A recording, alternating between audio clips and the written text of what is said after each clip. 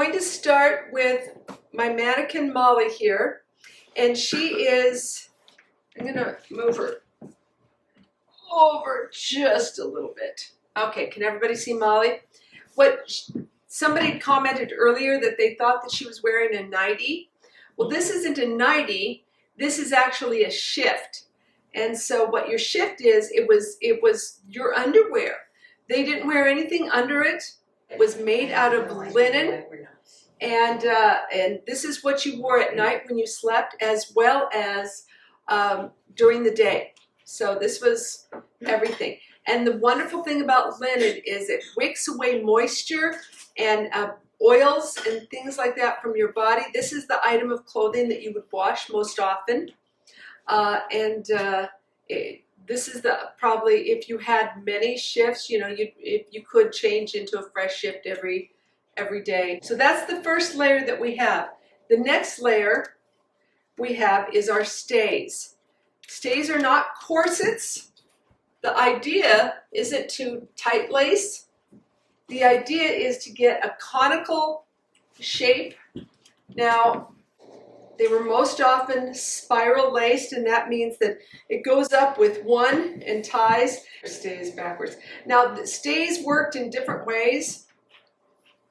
Okay, just tie her in the back. We'll pretend that's the way it is.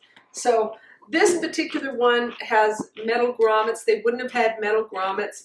This was a practice model that you do to see what you're doing. The one that I'm wearing has hand sewn holes and everything like that. So as well as the stays that I'm wearing have what's called a stomacher in between. And in that stomacher, down the center of the stomacher, a busk. And so that is a piece of board. Very often they're given as gifts and carved by the gentleman. And what that does is, in the 18th century, they were all about good posture. And so one of the things with the stays is it gives you support. This is supports the bust. It also helps support the back and give very good posture. They had a lot of folklore about bad health being related to bad posture. And if you were a young girl and you slouched, you're not going to get yourself a husband. And so good posture and good stays. And if you put in a busk, it also kind of, just ties everything in. This is your body armor, because later on, when we discuss how we put the clothes together, in most cases it's with pins. And the pins are long and thick. My husband calls them little daggers. And I don't know if anybody can see, but we're talking thick pins. Let's see. I'm going to see if I can put it in front of something that's darker. See, thick and long pins. And that's how you put your clothing together. Now, the next thing you want is big hips or a big bottom. And depending on your dress, depended on what your support thing is. And it was usually either a simple bum roll, which we're going to put on Molly today, or if you had a dress that was went out in the sides like a sack back, which I'll be showing later, you would wear pannier hoops, nothing that goes out in front, just big side hips. Or if you're wearing a polonaise dress, you would have what are called kidneys or bum hoops, which is like a big pillow and a big pillow. And it was all about bringing the skirts out away from the legs. This served two functions. Number one, it made the skirt look good. Number two, if you've ever been on the East Coast in the summer, you'll notice something. It's hot and humid. And if you have something to bring your skirt out away from your legs so that you can kind of do the little rocking thing, it cools off your legs, which can cool off your body, and that helped. The very large panniers that you see in court dress are simply to show off the fabric and the embellishments. So you have that kind of thing. The next thing you're going to do is you need something to carry your colonial cellular device or your keys or whatever. You have little pockets. This particular pocket is embroidered with tambour embroidery. I don't know if you can see it. And tambour embroidery was a common art the ladies would do. It's kind of a lost art now. And it's done with a tiny little hook on a holder, and you have like an embroidery stand, and you hook and then you twist and you pull your thread through. Hook, twist, pull thread through, and you kind of punch. This is long before crocheting, and this particular hook was what inspired the crochet hook. But the tambour embroidery, if you'll tie her pocket on, was a common way to decorate your clothing, because we're all about decorations. And you would put either 1 to 2 pockets on. I have 2 pockets under here, so I can carry lots of stuff. But that's where you would put your stuff, and you would decorate it. Often, it would just be a way to show your artistic skill. The next thing we've got is a petticoat, your under petticoat. Now you'll notice that we're tying everything. And this is because that's what they did. You wouldn't waste a good button to button your petticoats or any of this other stuff on. You're going to use tape and tie everything on. Now, Tie front and back. pardon me? Front and back. And you tie front and back. Your petticoats have a slit because you're tying it, so you can reach in and get to that pocket. Your top petticoat, like what I'm wearing, also, it has a slit, so I can reach in through my layers and get my pocket. If you wear panniers, you have pockets through those too. You could hide your little chihuahua in your pannier pockets if you needed to. So this is essentially her underwear. Now, depending on the weather, you could have from one little linen petticoat, a wool petticoat, or several petticoats if it's cold. Now, I've done experiments when it's cold, and you layer those petticoats on and you get your stockings on, and you're really not cold. You've got enough layers on. And then you would have stockings. And I didn't think I brought my extra. I'll show you the stockings. Very often, your stockings had clocks on them. See, they're decorated on the side. And your stockings were long.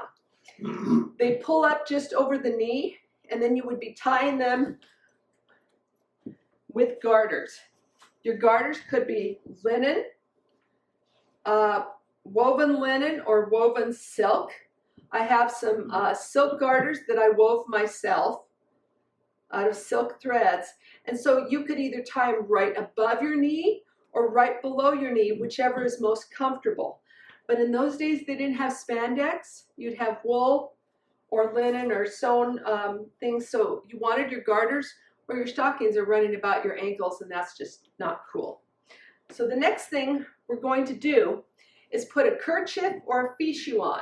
You see Jane and I wearing these, and that's because the cut of many of the gowns go quite low, and if it was before 5 o'clock, you're not going to show that, Afterwards, décolletage was a thing, and they didn't worry about that. They weren't.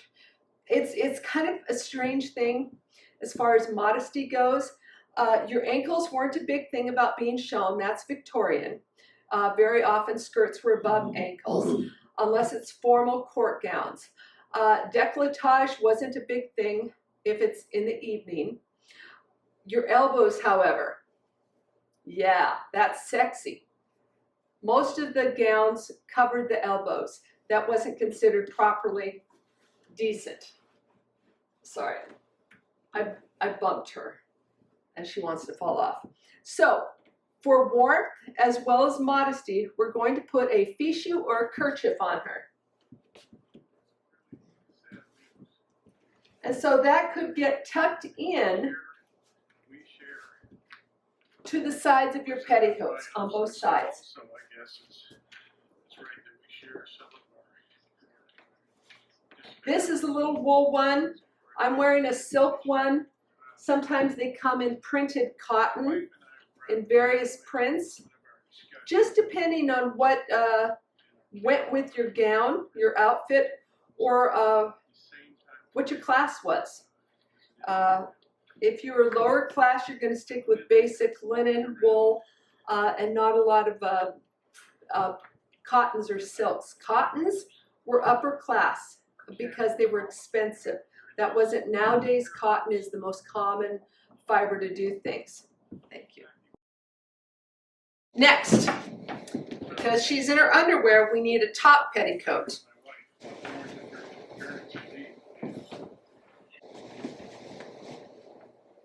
Tie the petticoats on and okay. And so this is a basic India cotton print. This particular print came from Williamsburg, so this is a replica of an actual print. This type of red, which is kind of an orangey red, pure reds were harder to get. They did have them, they were more expensive. This type of red would be called a turkey red. Those were more common dyes, turkey reds. And then we'll do the gown. The gowns came in different types of styles. Again, we will use pins to put this gown together. All your gowns are going to be lined. The bodice. This is lined with a nice linen. It helps protect the fabric, makes it sturdier. Because you're pinning, things like that, you're going to line everything. Whether it's cotton, whether it's a linen gown, a wool gown, a silk gown, you'll line it. And linen is the best thing because, again, it wicks away moisture. It will protect your silks and everything from getting stinky as well. It's easier to replace the linen lining than it is to replace the silks and cottons. And so this particular is just a simple front, what is this, a round gown? And it would be... You got an English back. English gown. So it will be... Is it center front? It's close enough. Yeah. I'm not going to be too fussy because that could take a lot of time. And you usually... So, and then you would pin the front of it. This one does not have a stomacher. And so this is just your basic gown. So, nice middle-class woman, you have flounces. Very often your flounces could be taken off and brought from one gown to the other. This has bobbin lace on it that I did. And lace was extremely expensive. So very often the flounces with your lace or trim with lace, you could pin inside, which is like a whole joy of risk, or just baste it in, and it could be moved from gown to gown, dress to dress. Now, and then sometimes you might wear mitts when you're out and about. These are just simple embroidered mitts. The mitts were for two particular reasons. One is in the winter, warmth. In the summer, to avoid sunburn. And then if you were really rich and could afford beautiful lace and handwork, it's just to show wealth. You might wear an apron over it to protect it, wool or I have just a simple little linen apron. All of these are done with hand-woven ties. You could buy ties, or you can weave your own.